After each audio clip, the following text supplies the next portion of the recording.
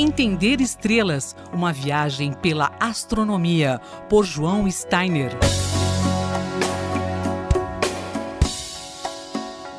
As nuvens de Magalhães são duas galáxias anãs satélites da nossa, ou seja, que orbitam a Via Láctea.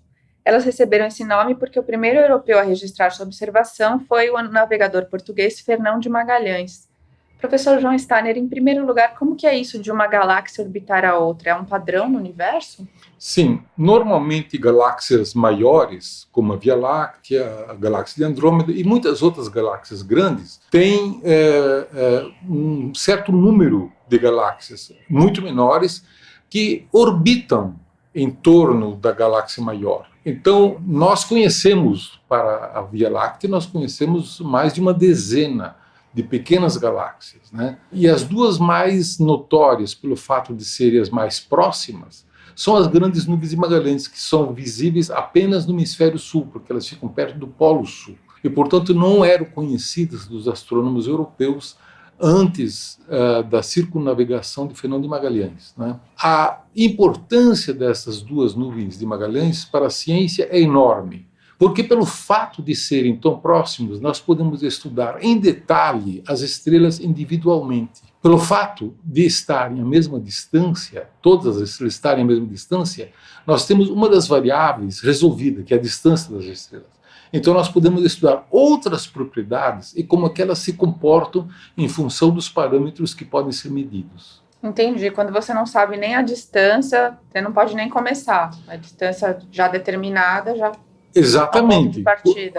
A distância na astronomia sempre foi um problema relativamente grande que só foi resolvido de uma forma mais satisfatória recentemente, né? Mas quando a gente sabe que as estrelas são todas à mesma distância, você pode fazer estudos muito mais precisos sobre a estrutura das estrelas, sobre como elas evoluem, sobre a composição química e assim por diante, sobre como elas se formaram, inclusive. E a gente já sabe alguma coisa sobre a composição dessas estrelas, das nuvens de Magalhães? Nós sabemos muitas coisas sobre essas estrelas.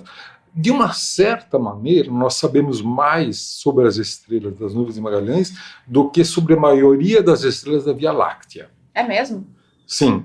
Por exemplo, nós sabemos em grande detalhe a composição química dessas nuvens de Magalhães, né? E é surpreendente que a abundância dos elementos químicos pesados, por exemplo, na grande nuvem de Magalhães, é cerca de 10 vezes menor do que na Via Láctea. Então, elementos como carbono, oxigênio, ferro, que são essenciais para a vida, eles são muito mais raros na grande nuvem de Magalhães. E na pequena nuvem de Magalhães, são metade do que são na grande nuvem de Magalhães. É muito menos ainda. Então, de uma certa maneira, a gente poderia imaginar que a química e a própria vida nessas nuvens seriam mais difíceis, porque a vida depende de elementos químicos como oxigênio, cálcio, ferro, carbono e assim por diante. E você não encontra nem esse tipo de elemento que dirá ouro, essas coisas, metais preciosos não vai ter nas nuvens de Magalhães?